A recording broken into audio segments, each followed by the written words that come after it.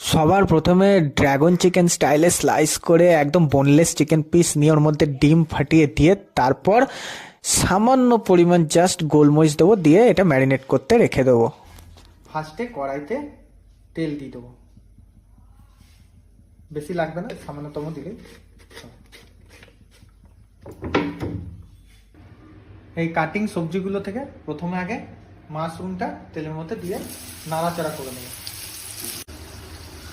মাশরুমটা অল্প সেদ্ধ সেদ্ধ হয়ে গেলে গাজর স্লাইসগুলো দিয়ে দেবো, এরপর ক্যাপসিকাম স্লাইস দিয়ে দেবো, তারপর বাঁধাকপিটা এই একই সাথে দিয়ে দেবো।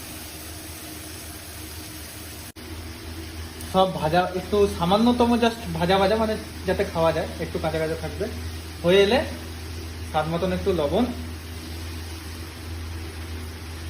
আর